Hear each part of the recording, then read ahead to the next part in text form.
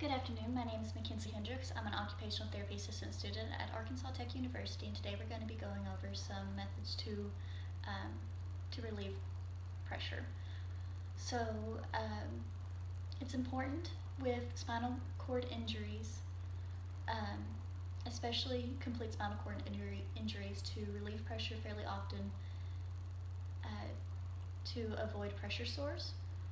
And with complete spinal cord injuries, there isn't a lot of sensation below the area of the injury, and it might not be possible for a patient to be able to feel whether or not they need to relieve that pressure, or if they are developing a sore.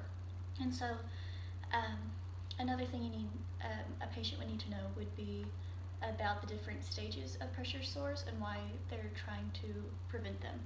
So grade 1 is a unblanchable or a non-blanchable sore. So if I were to apply pressure to my arm and release, it would go from white to red as the blood refills it.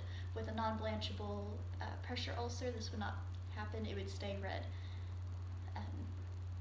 And then with a grade 2, there's a partial thickness and the blister starting to form.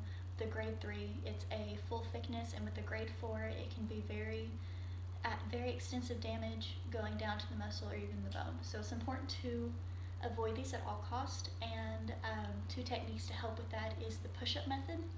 And with all of these methods, we're going to start in our wheelchair with our brakes locked.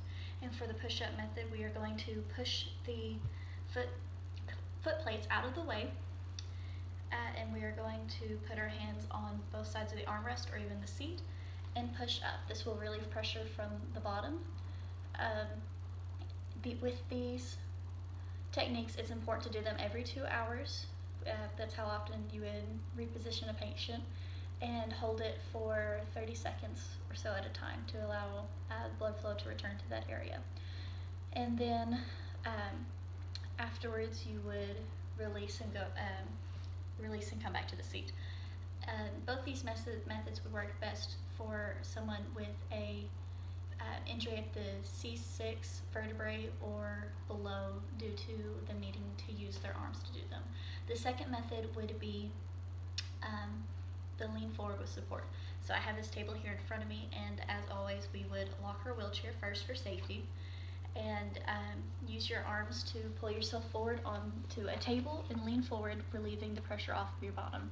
Same with the first one, we would do this every 2 hours for about 30 seconds or so.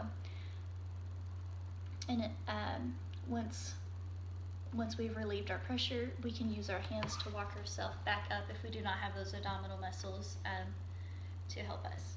And we would turn back to our sitting position.